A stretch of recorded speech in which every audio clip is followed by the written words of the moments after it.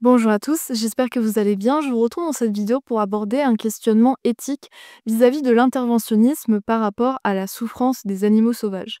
Et je sais qu'il s'agit d'un sujet assez tabou, assez gênant de manière générale. Lorsque je l'ai abordé avec mes interlocuteurs, cela crée la gêne, j'avais l'impression de toucher à l'intouchable, c'est-à-dire Heu, même penser, hein, je n'ai même pas dit si j'étais pour ou contre, mais rien que penser à l'idée d'intervenir dans la nature vis-à-vis des animaux sauvages, cela gêne vraiment profondément certaines personnes. Et donc cela m'a vraiment donné envie d'approfondir la question, puisque je pense que ce qui est tabou aujourd'hui va revenir en force peut-être à l'avenir, sauf qu'à ce moment-là, nous ne serons pas préparés. L'investigation de différents cercles de considération morale évolue progressivement dans nos sociétés occidentales. L'égard porté au bien-être animal est en premier lieu centré sur nos propres animaux de compagnie et s'élargit progressivement aux animaux d'élevage. Il est probable qu'à l'avenir, cette considération englobe également le cercle des animaux sauvages. L'évolution de ces considérations éthiques est notamment annexée aux différentes avancées techniques et technologiques, ainsi qu'à l'amélioration de notre confort de vie. Par exemple, le cercle éthique concernant les animaux d'élevage gagne en considération aujourd'hui. Cette prise de conscience accrue est facilitée par une amélioration générale de nos conditions de vie qui nous permettent d'élargir nos préoccupations éthiques, ainsi que par l'accès facilité à des solutions concrètes pour limiter la souffrance animale comme le végétarisme ou le véganisme. Notre responsabilité morale est étroitement liée au champ de nos possibilités concrètes. Par exemple, dans le cadre de la considération du bien-être d'animaux d'élevage, de nouvelles réflexions émergeront probablement lorsque la viande de synthèse sera démocratisée. Ce sont souvent des avancées pratiques qui ouvrent la voie à de nouveaux questionnements éthiques. Il en va de même pour les animaux sauvages. Grâce à certaines avancées techniques et technologiques, nous disposons déjà de moyens d'agir comme le sauvetage d'animaux lors d'incendies ou encore la mise en place de campagnes de vaccination ciblées qui ont déjà été expérimentées, notamment lors d'une campagne de vaccination contre la polio chez les chimpanzés. Par conséquent, un pied a déjà été mis dans la porte, et à l'avenir, d'autres possibilités techniques permettront de réduire la souffrance des animaux sauvages. C'est pourquoi il me semble crucial d'initier ces réflexions dès maintenant, car nous avons déjà entrepris des actions concrètes pour diminuer la souffrance des animaux sauvages, et il est alors pertinent de s'interroger sur la systématisation de ces initiatives. Il convient également de réfléchir à la relation dynamique entre nos capacités d'action et notre responsabilité. Une intervention possible limitant la souffrance des animaux sauvages ne la rend pas nécessaire. Il est donc important de poser de l'intentionnalité sur nos futures actions à ce sujet et de se poser sérieusement la question sur la possibilité de limiter la souffrance des animaux sauvages et notre responsabilité dans la diminution de ces souffrances. Deux considérations fondamentales sont à prendre en compte si vous souhaitez comprendre le point de vue des personnes qui sont interventionnistes fortes à ce niveau-là.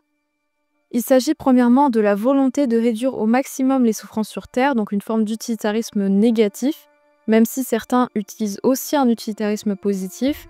Et deuxièmement, la prise en compte de tous les êtres sentients dans les décisions morales liées à la souffrance, car ils considèrent qu'il n'existe pas de différence moralement pertinente entre humains et non humains pour justifier un traitement différencié dans la limitation des souffrances.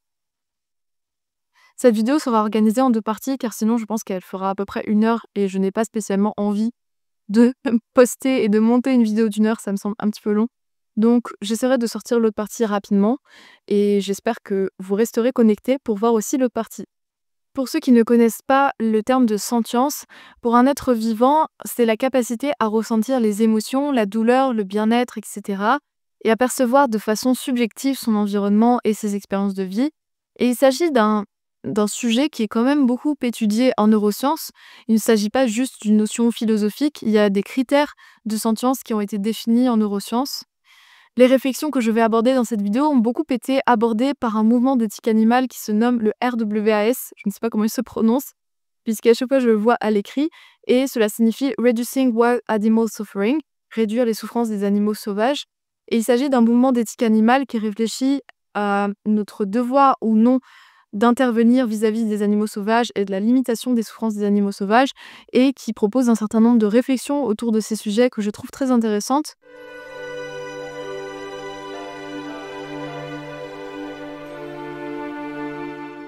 Je vais commencer par aborder un point que je trouve très intéressant, qui est l'idéalisation de la nature. Par ce sentiment esthétique, peut-être de beauté de la nature, ce sentiment d'harmonie que l'on a en observant la nature, eh bien, nous en oublions toutes les souffrances qui sont inhérentes à cette dernière.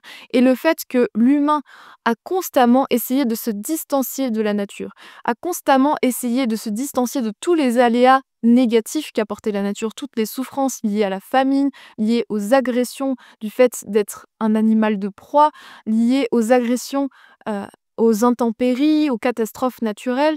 Tout cela, nous avons essayé de nous en distancier et malgré cela, même en nous en distanciant, nous continuons à admirer la nature et nous continuons à oublier les raisons de cette distanciation. Puisque je pense que même si nous avons ce sentiment esthétique, nous ne devrions pas oublier toutes les atrocités qui se passent dans la nature et le fait que toutes ces souffrances sont encore le quotidien des animaux sauvages et que ces mêmes souffrances, si elles étaient appliquées à des animaux humains, à tout simplement une population humaine, si nous avions des famines, si nous avions des épidémies, des catastrophes naturelles qui tuaient un grand nombre d'humains, nous considérons ça comme un drame, alors que c'est le quotidien des animaux sauvages. Donc je pense qu'il faut quand même être assez conscient de cette double réalité. Peut-être que vous trouvez que la nature est belle et je ne vais pas nier ce fait-là car je pense que c'est un point différent. Mais cela n'empêche pas toutes les souffrances qui sont inhérentes à la nature et le fait que l'humain ait toujours essayé de se distancier de cette dernière en créant des villes, des villages, en améliorant sa médecine, en essayant de contrer tous les aléas négatifs de la nature. Et je pense ne pas trop me mouiller si je dis qu'une grande partie des animaux sauvages a une vie qui est presque principalement constituée de souffrance. Et je pense notamment à tous les animaux sauvages qui meurent précocement, avant même leur majorité sexuelle, et cela concerne un grand nombre d'individus, puisqu'il y a plein d'espèces qui font une grande progéniture et une majorité de la progéniture va décéder très précocement.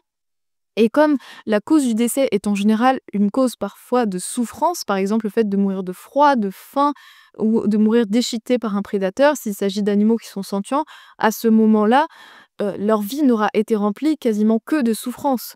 Donc nous pouvons considérer que les souffrances dans la nature sont assez immenses, autant liées à la copulation forcée, à la prédation, aux événements météorologiques, à la famine. Il y a plein de raisons de souffrance dans la nature et même rien que le fait d'être un animal de proie, l'humain dans le monde occidental n'a plus cette expérience-là, alors qu'il s'agit d'une expérience extrêmement stressante pour les animaux sauvages au quotidien. Nous avons peut-être l'image des animaux sauvages qui vivent de manière assez insouciante dans la nature, mais il y a vraiment un stress psychologique qui a été mesuré chez les animaux sauvages du fait d'être un animal de proie et de risquer de se faire manger à chaque instant, ou que leurs congénères se fassent manger à chaque instant. Et nous pouvons prendre l'exemple d'un éléphanteau qui serait coincé dans de la boue et qui se ferait dévorer vivant par des hyènes, commençant par son sa trompe, son visage, qui agoniserait pendant des heures en appelant à l'aide. Il s'agit de souffrances qui sont quotidiennes dans la nature. Et donc, à ce moment-là, nous ne pouvons pas nier ces souffrances. Et face à ces souffrances, est-ce que nous avons le devoir d'agir ou est-ce qu'au contraire, il ne s'agit pas de notre devoir? Donc, je vais vous faire le plan de ces deux vidéos, sachant que dans cette vidéo, je vais uniquement aborder un argument que je vais beaucoup développer qui se nomme l'argument du risque.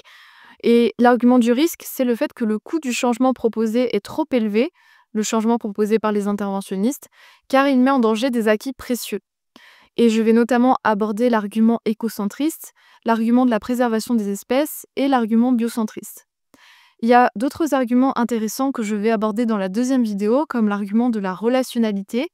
Premièrement, certains qui considèrent cet argument-là considèrent que l'intervention n'est généralement pas requise, mais seulement permise, car nous n'avons pas de relation morale pertinente avec les animaux sauvages. Et d'autres considèrent que l'intervention est généralement interdite, car nous avons une relation morale spécifique avec les animaux sauvages qui rend l'intervention inadéquate. Je vais également aborder l'argument du fleurissement. Le fleurissement qui est défini comme l'alignement avec des processus naturels, dont certains considèrent qu'il ne faut pas intervenir car cela irait à l'encontre de ce fleurissement. L'argument de la priorité, l'intervention en faveur des animaux sauvages ne serait pas prioritaire. L'argument de la perversité, toute action visant à améliorer une situation aboutirait à l'aggraver. Et l'argument de la futilité, qui serait que les efforts pour transformer la société seraient vains et n'auraient aucun effet. Et à la fin, je vais aussi présenter différents types d'interventions qui sont proposées par les personnes interventionnistes. Dans cette vidéo, je me suis basée entre autres beaucoup sur le livre de Katia Farah qui se nomme Animal Ethics in the Wild, Wild Animal Suffering and Intervention in Nature. C'est un livre très intéressant qui résume beaucoup d'arguments sur le sujet et j'ai pris le même parti pris qu'elle de présenter à chaque fois des arguments anti-interventionnistes et les réponses face à ces arguments.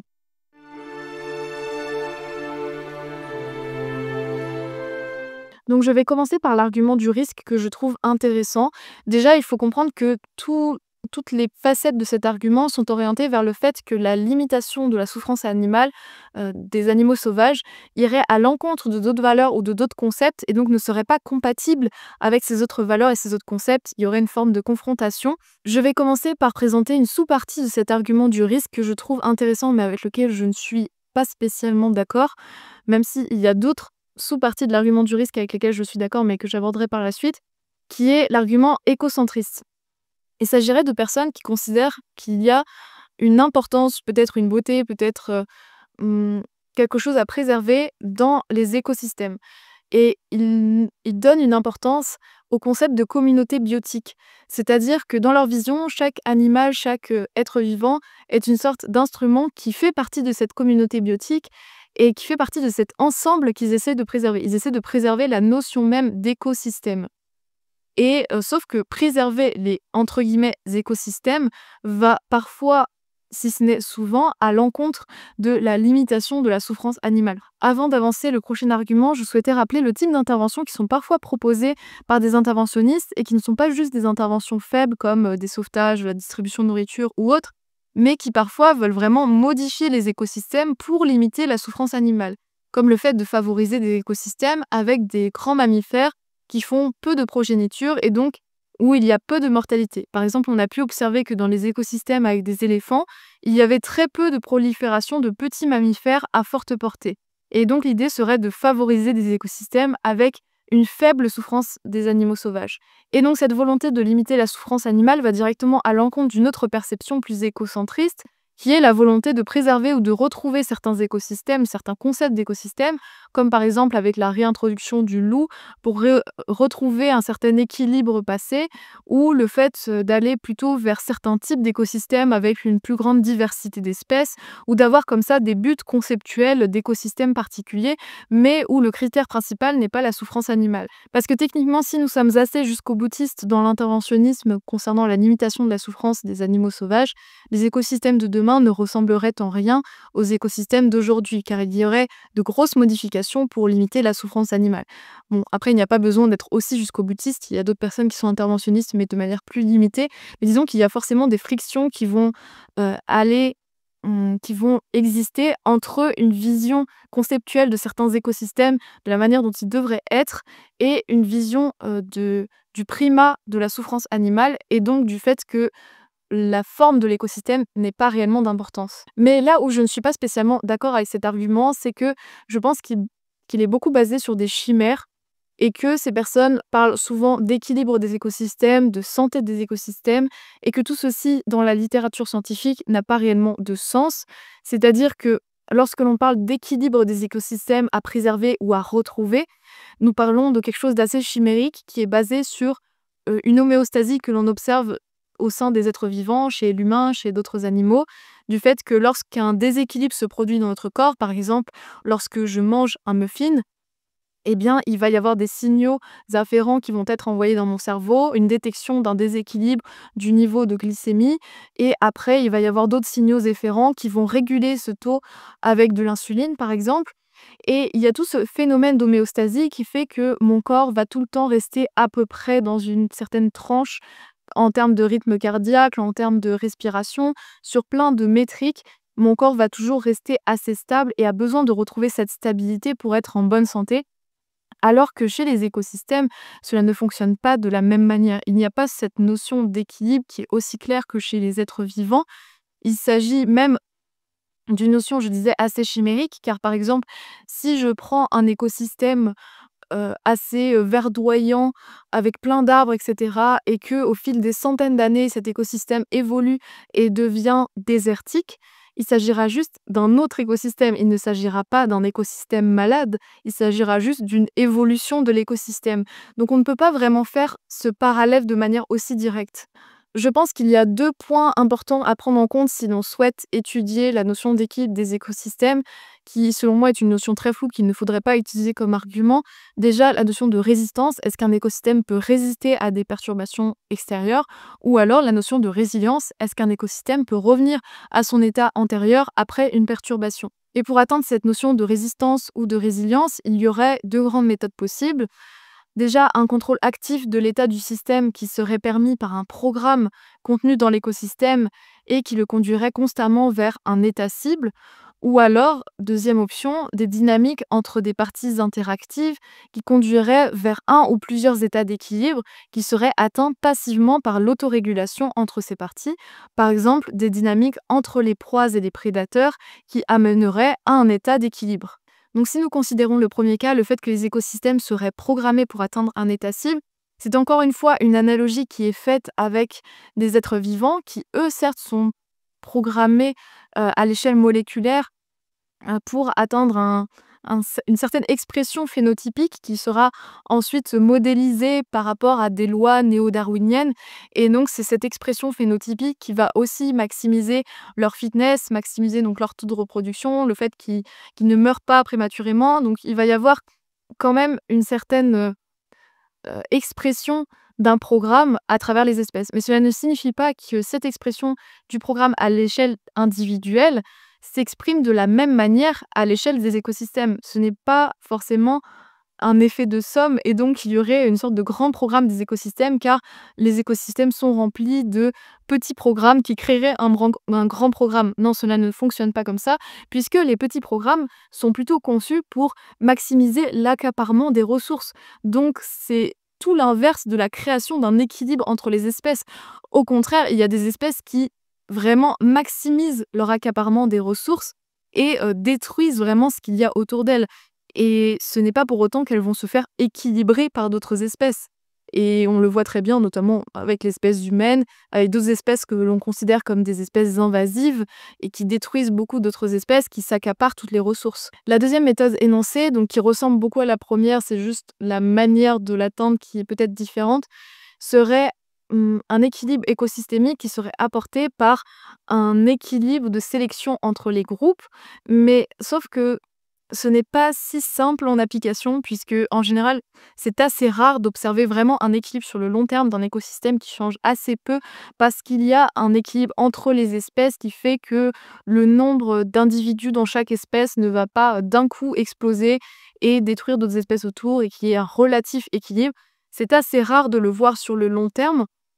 Et finalement, ça peut être aussi lié au taux de connectivité, donc le taux d'interaction entre les individus au sein d'un écosystème. Et finalement, les écosystèmes qui ont très peu d'interaction entre les individus vont parfois être plus stables que d'autres écosystèmes, même si ce n'est pas une vérité générale, car il s'agit de sujets très complexes avec lesquels il n'y a pas forcément de consensus.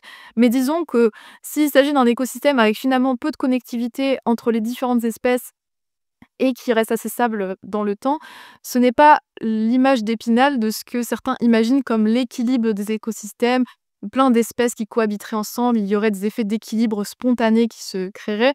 Là, c'est assez rare et quand c'est le cas, ce n'est pas forcément l'image type de l'équilibre écosystémique. Donc de manière générale, je pense qu'on ne peut pas vraiment utiliser cet argument-là car il s'agit vraiment d'un non-consensus en termes de littérature scientifique, le fait qu'il y aurait des équilibres d'écosystèmes bien identifiés. La plupart des écosystèmes évoluent finalement et ne sont absolument pas stables ou ne reviennent pas tout le temps vers un état cible en particulier. Et il y a d'autres débats sur d'autres types de catégorisation concernant l'équilibre des écosystèmes, mais qui ne seraient pas du tout à l'échelle des espèces. Par exemple, il y a un critère qui serait sur les entrées et les sorties d'énergie, mais il s'agit d'une toute autre échelle finalement d'analyse.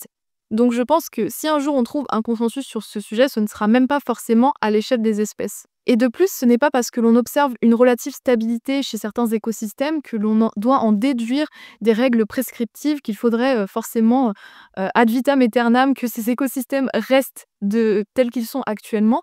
Cela ne nous dit rien du prescriptif. Donc finalement, les personnes qui sont dans une forme d'écocentrisme tombent souvent dans un biais organiciste qui est de considérer les écosystèmes comme des sortes de grands êtres vivants, de grandes entités qu'il faudrait préserver au prix potentiellement de leur partie. C'est-à-dire que l'on peut amputer une main tant que l'on garde l'ensemble, sauf que les parties sont des êtres sentients. Les parties ressentent des états subjectifs, ressentent de la souffrance, alors même que le concept d'écosystème ne ressent rien. Donc pourquoi privilégier un concept à des entités sentientes qui ressentent des états subjectifs? Donc je peux comprendre que certains humains considèrent que des écosystèmes sont plus beaux que d'autres, sont plus agréables que d'autres.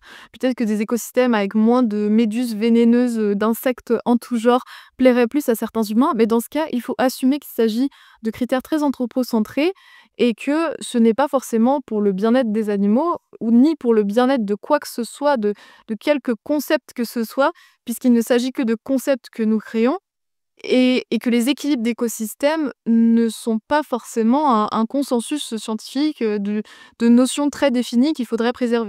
Et donc par conséquent, l'équilibre des écosystèmes est une notion un peu floue et pas vraiment soutenue par la littérature scientifique.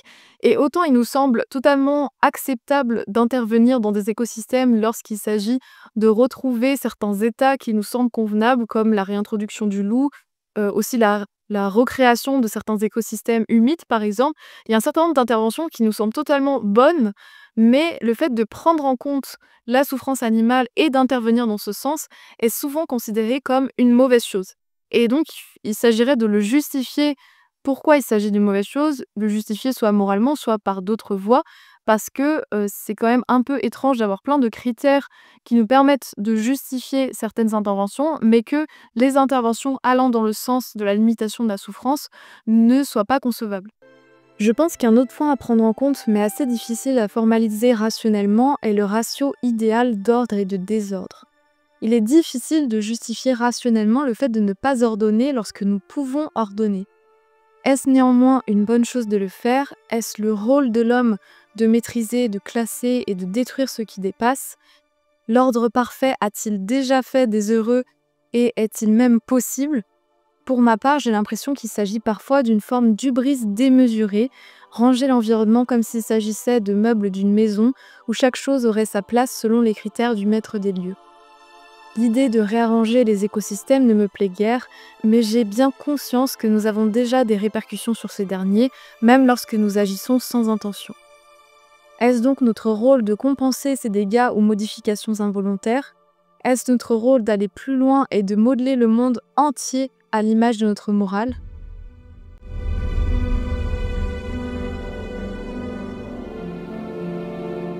Un autre argument que je vais aborder est l'argument de l'espèce, puisque certaines personnes sont contre les interventions fortes, comme le fait de favoriser certains écosystèmes, peut-être avec moins d'espèces, peut-être avec certaines espèces de mammifères et pas d'autres. Et donc cela amènerait à des disparitions d'espèces, plus ou moins volontaires, et ces personnes seraient contre ces disparitions d'espèces, car elles considèrent qu'elles accordent de l'importance à la notion même d'espèce et à la notion même de diversité d'espèces. Et donc les interventionnistes ont tendance à rappeler que la notion d'espèce n'est qu'une classification scientifique qui a été posée sur des discontinuités observées dans le réel, mais qu'un individu meurt en étant au milieu entouré de plein d'autres de son espèce ou qu'il soit le dernier de son espèce, cela ne change rien pour lui de mourir. C'est sa mort qui est importante, ce n'est pas le concept d'espèce. Et aussi, ils pointent du doigt une certaine hypocrisie du fait que lorsque certains parasites ont disparu, lorsque certains parasites humains ont disparu, nous n'avons pas du tout été peinés par la disparition d'une espèce, bien au contraire. Donc il s'agit souvent d'une perception très anthropocentrée, d'une vision esthétique de certaines espèces qui nous paraissent plus belles que d'autres, plus mignonnes que d'autres, ou des espèces qui sont plus nuisibles que d'autres, et que nous ne sommes pas forcément même attachés dans l'absolu à la diversité des espèces. Et donc là encore, ils considèrent qu'il vaut mieux apporter le primat à la notion de souffrance plutôt qu'à une notion conceptuelle d'espèce. Et concernant les deux premiers arguments que j'ai donnés jusqu'à maintenant sur l'écocentrisme et sur l'argument de l'espèce, je pense que personnellement, je ne serais pas entièrement d'accord. J'accorde quand même des points à ces arguments-là, surtout l'argument de l'écosystème où je pense que moi-même, je ne parle absolument pas d'équilibre d'écosystème parce que je trouve que ça n'a pas de sens. Mais en revanche, je pense qu'il ne faut pas non plus totalement rejeter le sentiment esthétique humain et l'anthropocentrisme que personnellement j'accepte. J'accepte que je suis anthropocentrée dans ma vision et j'accepte le fait que j'accorde quand même de l'importance à ces différentes itérations, ces différents bijoux évolutifs, rien que peut-être même d'un point de vue intellectuel ou du point de vue de la beauté.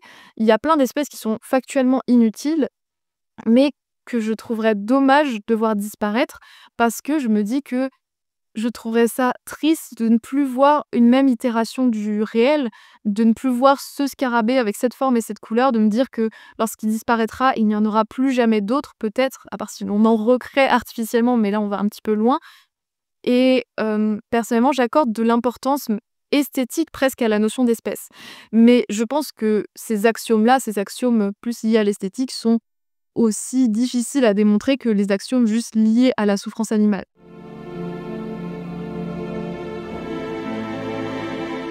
Et je vais finir ces sous-parties d'arguments avec le biocentrisme, puisque certaines personnes ont tendance à considérer que les interventions allant dans le sens de la limitation de la souffrance animale iraient à l'encontre de leurs valeurs biocentristes.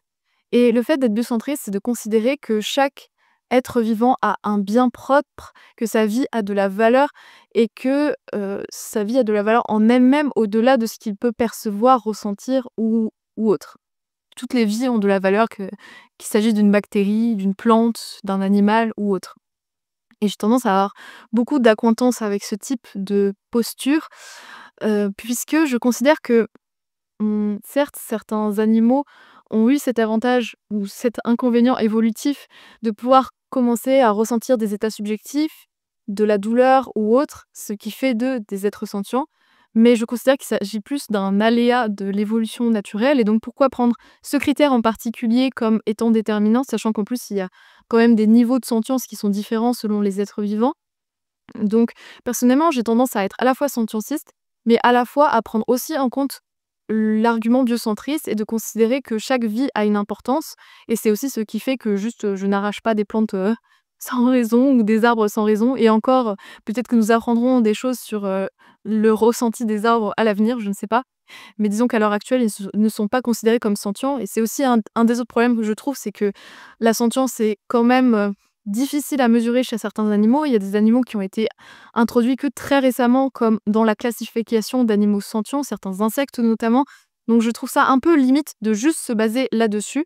Donc c'est pour cela que personnellement je croise ces 2 approches et je considère que chaque être vivant a la même valeur dans «l'absolu» entre guillemets.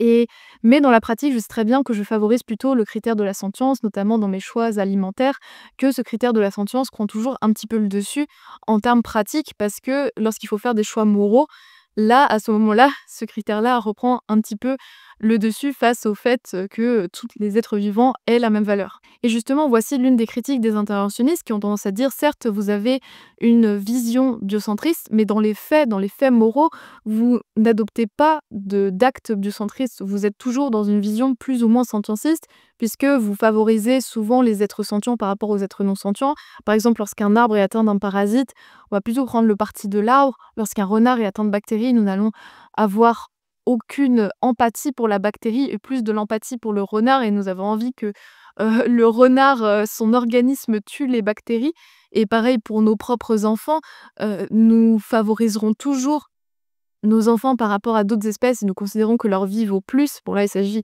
d'un cas particulier puisqu'il s'agit de personnes qui nous sont proches, avec qui nous avons des liens, mais disons que nous favorisons assez intuitivement plutôt les espèces qui ont des ressentis subjectifs, plutôt que d'autres espèces qui vont venir par exemple les parasiter ou avec lesquelles ils vont entrer en concurrence. Lorsqu'il y a factuellement des choix moraux à faire entre un individu et un autre, nous allons plutôt favoriser l'individu qui a des ressentis subjectifs. Et donc c'est pour cela que personnellement, je vais avoir tendance à la fois à avoir cette vision biocentriste et à me dire que chaque être vivant a intérêt à vivre et a le droit de vivre.